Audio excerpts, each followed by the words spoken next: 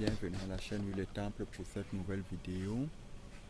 Aujourd'hui, nous travaillons avec les élèves de classe de seconde C ou S ou même E.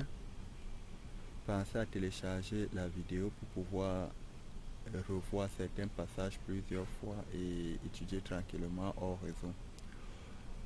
Présentons, avant de commencer, une ou quelques méthodes.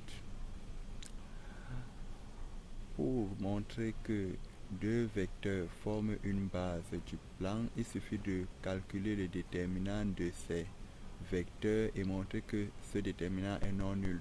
On peut aussi montrer que la seule combinaison linéaire nulle de ces vecteurs est la combinaison linéaire à coefficients tous nuls. Rappelons la formule qui calcule le déterminant de deux vecteurs. Regardez attentivement les flèches et la différenciation des couleurs. Pensez à vous abonner pour être prévenu des prochaines vidéos. Énoncé du jour.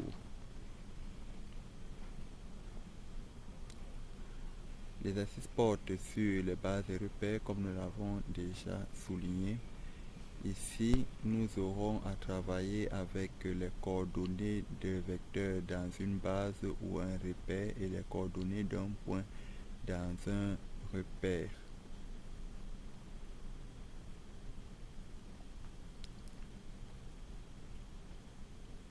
Présentons la solution de cet exercice. Solution. Réponse à la première question.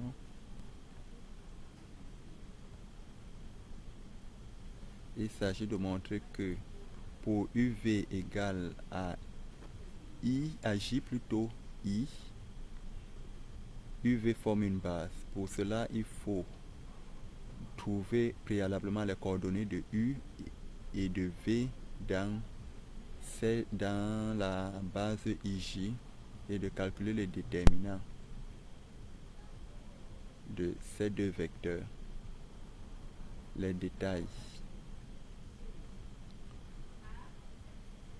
En effet, U est égal à J, donc nous pouvons traduire que c'est en fait 0i plus 1j, ce qui nous donne les coordonnées comme les illustrations nous montrent avec les flèches.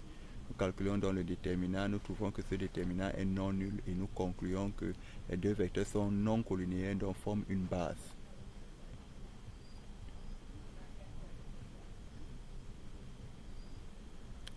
Réponse à la question 2. Il s'agit de trouver donc les coordonnées du vecteur I, du vecteur J plutôt, dans la base UV et du vecteur 4, moins 4I plus J dans la même base. J étant donc égal à U, nous avons J égal à 1U plus 0V, d'où les coordonnées que nous voyons en bleu. Nous lisons juste les coefficients des vecteurs U et V. Le même travail est fait avec moins 4i plus J. Les détails. En effet, il s'agit d'exprimer dans J en fonction de UV et de lire les coefficients de U et de V, comme nous montrent les flèches. Et les coefficients doivent être lus dans l'ordre de disposition des vecteurs U et V dans la base. Le même travail est fait avec moins 4i plus J. Réponse à la question 3.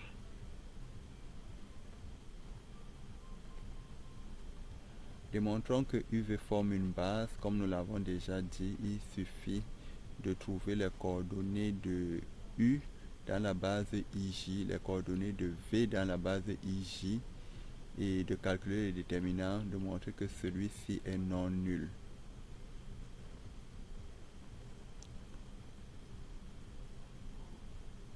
Quelques détails.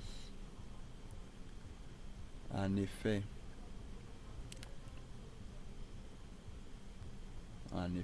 nous remarquons que U est égal à 1i plus 1j, donc U est de coordonnées 1, 1 dans la base IJ.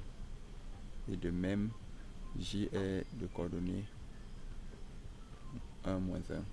Bien, maintenant il est question de montrer que de trouver les coordonnées de I et de J dans la base UV. Il s'agit tout simplement d'exprimer I et J en fonction de U et V.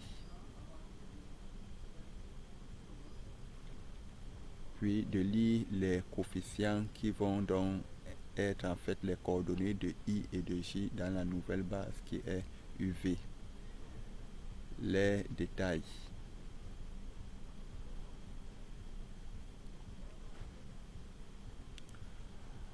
Nous devons éliminer I.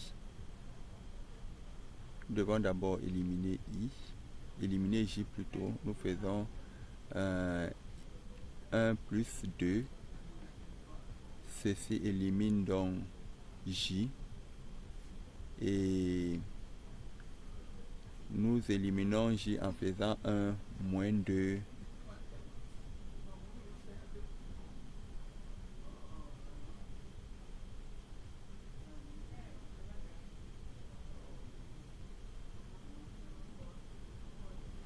Bien, la dernière question étant plus technique, il faut observer que lorsque M est de coordonnées x, y dans la base OIJ, cela nous donne une relation vectorielle.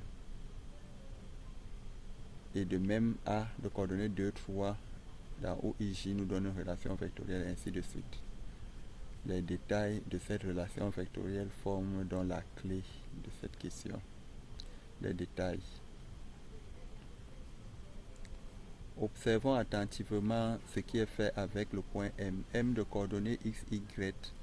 Cela signifie que le vecteur OM, tel que l'indiquent les flèches de l'illustration, est égal à x, y plus y, j. Et le même travail est fait avec A et M. Ensuite, nous exprimons le vecteur AM de deux façons différentes et nous identifions les coefficients de U et de V, ce qui nous donne donc l'expression recherchée à la fin. C'était une vidéo de le Temple, partenaire des établissements scolaires, conception et vente de logiciels d'appui didactique. Notre contact. Pensez à vous abonner à la chaîne si ce n'est pas déjà fait pour être prévenu des prochaines vidéos.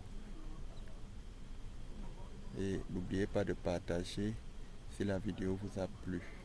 Merci, à bientôt.